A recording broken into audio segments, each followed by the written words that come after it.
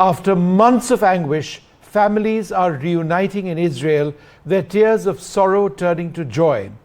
The breakthrough in the release of hostages, 20 of them, everyone who is alive, brokered through tireless diplomacy, marks the pivotal moment in the conflict that's gripped the region.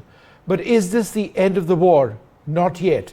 While the release signals a fragile de-escalation, deep-rooted tensions clearly remain. Analysts warn that without addressing core grievances, land security and justice, peace will stay elusive. The road ahead demands bold leadership and perhaps compromise, but both sides must choose: perpetuate cycles of violence or seize this chance for a dialogue. The future hangs in the balance, with hope flickering but not guaranteed. Will this be a turning point or a pause before the storm? The world watches, yearning for peace, knowing that it requires courage to rebuild trust. Tonight we celebrate the return of the hostages, but tomorrow the hard work of healing truly begins. Can this spark a lasting truce? Only time will tell. Stay with us as we follow this unfolding story of humanity's resilience and the fragile dream of peace.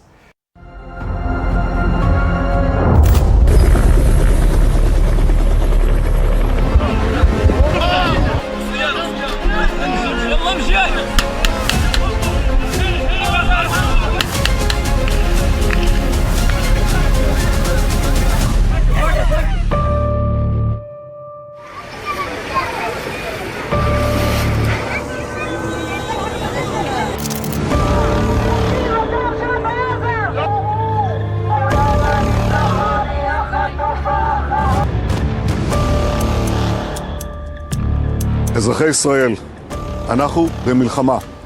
לא במבצע, לא בסבבים, במלחמה.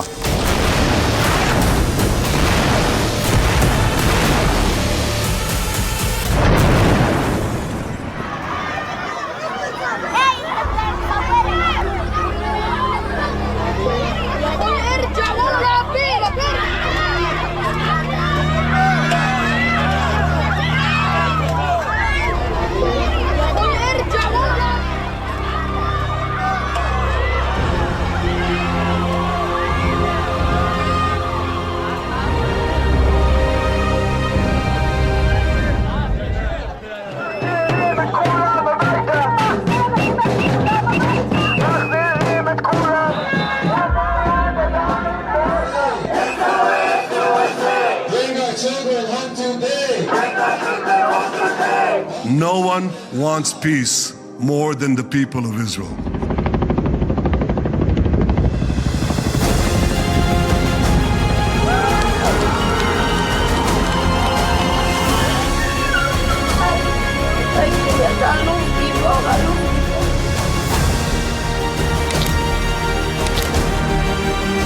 This is not only the end of a war, this is the end of an age of terror and death, and the beginning of the age of faith and hope and of God.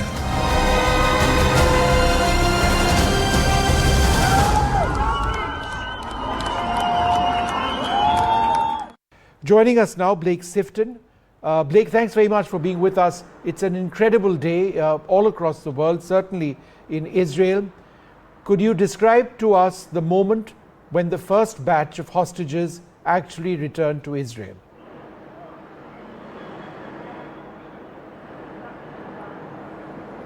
Good evening. It's certainly been a momentous day with a great deal of relief and joy here in Israel. The hostages were released this morning in two separate batches, one from Gaza City and one from Khan Yunis. They were handed over by Hamas to the Red Cross, who brought them to Israeli forces. They were then brought to a military base just inside the border from Gaza, where they had very tear-filled reunions with their family members and underwent initial medical treatment. Now, since then, they've been been brought by military helicopters to 3 medical centers here in Tel Aviv. And actually, just as you were coming to me, I saw another one of these military helicopters flying through the sky, because as they're coming one after another, they're circling over Hostage Square, where tens of thousands of people who have been protesting every week to call for the hostages' release are celebrating the release of these hostages, the 20 living hostages. I'm not sure if you can hear that, but it's another sound of a helicopter. Anyway, that was a great moment of joy and relief. However, since then, when it comes to the deceased hostages, we've had some more somber news, some more disappointing news for the family members of the hostages. There were 28 hostages who were believed to be deceased, and they had understood that, while many of them wouldn't be released today because it may be hard to retrieve and locate them, a good number would. And we have heard from the umbrella group representing the family members of the hostages, and they have said that only 4 of the 28 bodies of deceased hostages will be returned today. The family members have said that they're shocked and dismayed, and they've said that this is a blatant breach of the agreement by Hamas. Now, when the living hostages were released, that's when Israel then began the exchange of Palestinian prisoners. That includes some 1,700 people detained in Gaza during the war. They have begun arriving in Khan Yunis at Nasser Hospital, where they will undergo medical treatment and be reunited with their families. And we've also seen the release of some 250 so-called security prisoners, high security prisoners convicted of violent offenses. They were mostly released into the West Bank, into the city of Ramallah, but they will also be released into East Jerusalem, as well as sent into exile abroad. Blake, a final question. When will the mortal remains of the others who were killed, when will they be returned beyond the 4 which were returned today? That is a very important question, which no one knows the answer to at this stage. More than 4 were expected to be released today. We understood that U.S. Special Envoy Steve Witkoff had informed the family members of the hostages some days ago that some of the bodies would be hard to locate and that an international team would be tasked with trying to retrieve them. Hamas have been telling mediators for quite some time now that they simply don't know where some of the bodies are anymore, and that others are likely buried under rubble, of course, with so much of Gaza being destroyed. But it remains to be seen when more bodies will be delivered and when these families can finally have closure. All right, Blake Sifton, great speaking to you. It is a time of incredible joy for those families, and hopefully this marks the beginning of the end of what's been a horrific war. Thanks very much indeed. Well, earlier on today, we heard the Israeli Prime Minister Benjamin Netanyahu and also the US President Donald Trump in Tel Aviv, in the Knesset, that's the Israeli parliament, speak to the situation. Let's listen in. This is not only the end of a war, this is the end of an age of terror and death and the beginning of the age of faith and hope and of God. It's the start of a grand concord and lasting harmony for Israel and all the nations of what will soon be a truly magnificent region. I believe that so strongly. This is the historic dawn of a new Middle East. Mr. President, thank you for all you have done for us. I have submitted your nomination to be the first non-Israeli recipient of the Israel Prize, Israel's highest award. As to that other prize, just a question of time, you'll get it. But I want you to get the Israel Prize, our highest award, to our greatest friend.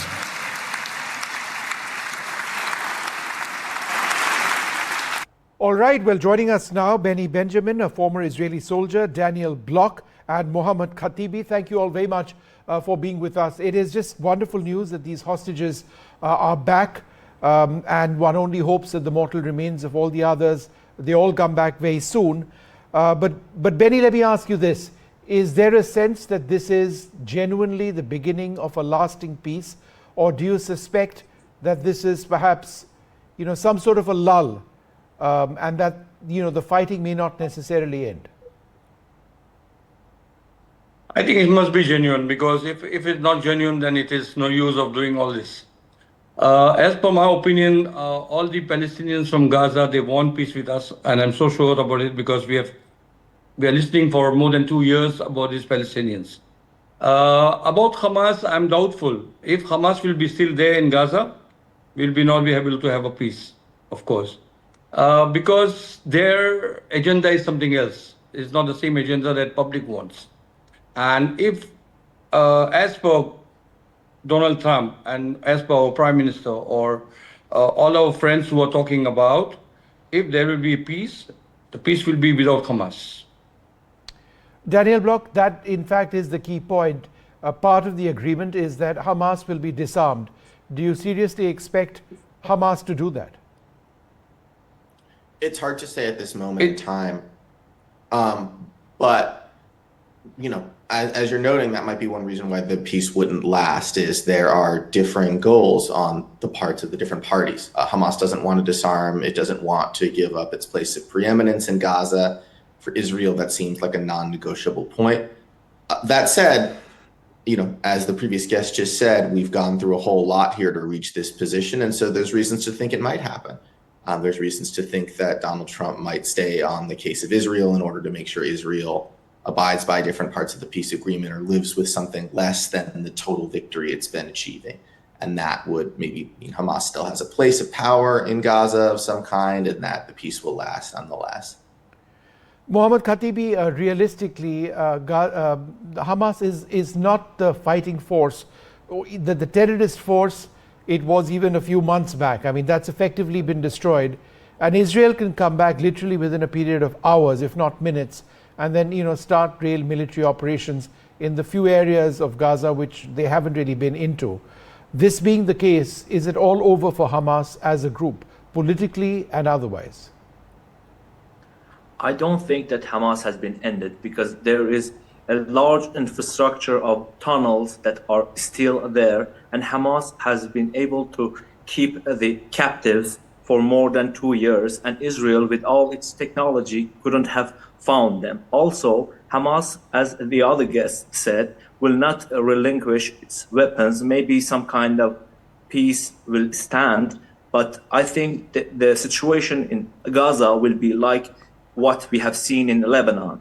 Israel has kept its promise of not attacking Lebanon in large scale, but there have been minor violations of ceasefire, and I think that will be the case in Gaza Strip. Also, there is another important issue here. If Israel still finds ways to block mass delivery of aid, the peace deal will not be able to stand. And I think that pressuring Hamas to relinquish all its weapons is not the case, and it can't lead to any sort of long-lasting peace. But I think Hamas is really ready to compromise in some sort, but leaving all the weapons will be the end of Hamas, and Hamas knows this. Okay. Benny Benjamin, that said, how do you see the future therefore going? Is this therefore a temporary situation? Realistically, do you expect Hamas to give up politically and militarily? I don't think we can banish Hamas with politically, but by disarms, they must disarm, because it is not good for the Palestinians. Of course, we are also suffering, we don't say no, but Hamas must understand, if they want to make Gaza as all the countries are promising, they must disarm, otherwise it will not go. The deal is, Hamas is supposed to disarm themselves and leave from there. If they will do that, we don't have problems with the Palestinians. They can just stay back, everything is okay. We left Gaza before 20 years.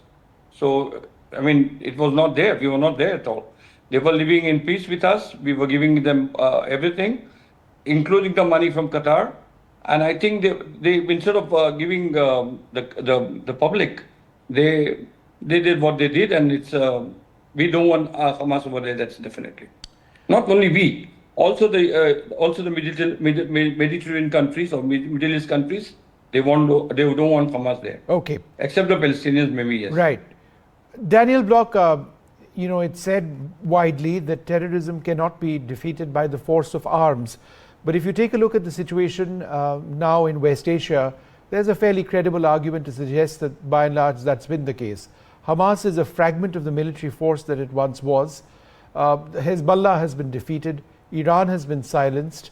The Houthis have taken hit after hit and cannot really target Israel in a comprehensive manner at all. Would you agree that the force of arms has defeated all of these forces, or do you believe that one way or the other they'll regroup?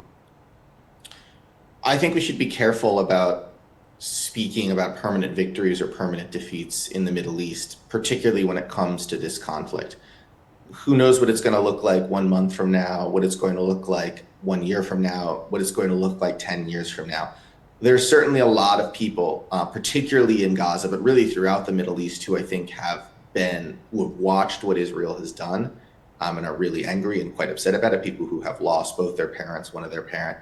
And I wouldn't be surprised if many of those people have been radicalized in different ways and will look for opportunities to fight against Israel in the future, much as we saw with the global war on terror in the United States. The United States succeeded in bringing down Saddam Hussein's government. The United States succeeded in eventually killing Osama bin Laden, but that didn't put a stop to terrorist attacks against the United States. And you saw people who were radicalized who continue to fight against Washington.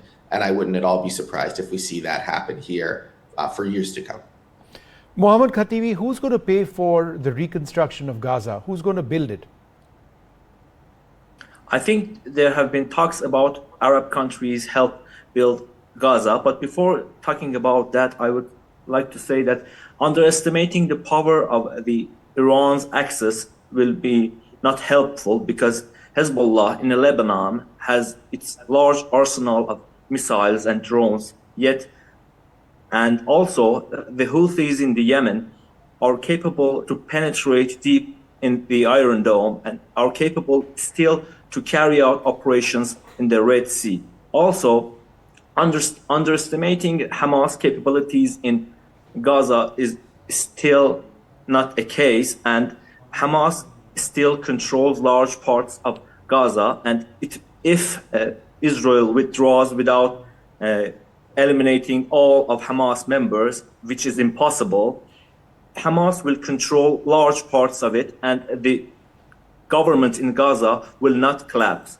As we have seen in over 2 years, Hamas was able to control many parts of Gaza, and some parts of Gaza have been occupied for 2 or 3 times, but the core of Hamas was still operating. There are many cells, Hamas cells, that are capable to carry out operations inside Gaza Strip, and Israel can't do anything about that. Unless they go back militarily, and then we are back to square one, right? I think no one wants to start this again, but if Israel still persists on disarming Hamas, there will be no peace, because Hamas knows that if there is no weapon, there will be no Hamas. And the political side of Hamas has been attacked in Qatar, and we have seen that Israel has no intent to keep Hamas in its form, even the political No, form. but that's exactly the point, Mohammad Khatibi. Israel is not going to stop for a moment in taking out Hamas. It's for Hamas at this stage to disarm and move away politically, so that there is some sort of other entity. Now, you can argue, you can argue quite rightly that Hamas will never do that, which actually brings me back to my same point. Given how ruthless Israel has been in taking on Hamas, there is every possibility that they would continue to do that. Realistically, at this stage, Hamas doesn't have any option. They either accept it or they be militarily vanquished. How does that help anything? I don't think that militarily Israel is capable to disarm every and each member of Hamas. You don't necessarily have to disarm each and every member. You have to disarm it to an extent where it ceases to be. Israel has it just results in huge bloodshed. Israel How does has Hamas killed hold Yahya on to Sinwar. whatever Israel control it has killed. in Gaza if people continue to lose lives? Please go ahead. Yeah. Israel has killed Yahya Sinwar. Israel has killed Ismail Haniyeh in Tehran, and many other leadership, members, but still Hamas is capable to do exchanges with Israel. So the group is capable to carry out operations, But to how? control captive. What are the operations that you're talking about? They are militarily completely and utterly overwhelmed. We've got the Israeli army operating with impunity inside Gaza. The ideology. No, the ideology correct. of So the Hamas, ideology will remain. I'm just asking about whether they can remain as a cohesive military force. I argue that they can't, can not at the regroup present juncture. if I don't believe they represent Israel a physical threat to Israel in the way that they did 2 years back, let's say, when this all started. I don't think that Israel will go back again in this form, because the international community wants this to end because of so many reasons, because the Arabs in the region, after the attacks on Qatar, have become eager to end this altogether. That's an important point. Daniel Block, just the future of Gaza and the existence of Hamas.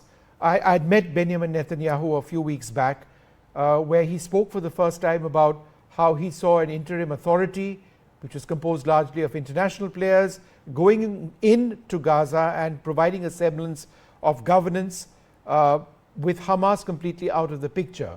Was Netanyahu being unrealistic, in your opinion? I think that's another reason to approach this moment with a bit of skepticism. Again, I think there's a very good chance that this ceasefire and this peace lasts, but that's another really tricky issue. It's going to be very difficult to sort out for a few different reasons. One, like you said, I don't think Hamas is easily going to accept that. And while Hamas is certainly nowhere near the fighting force it once was, it does maintain arms. It does still have some of its tunnel network left. It is capable of staging various types of attacks. And so it has the ability to play a spoiler role here in various ways if it wants to. It can create a degree of chaos on the ground.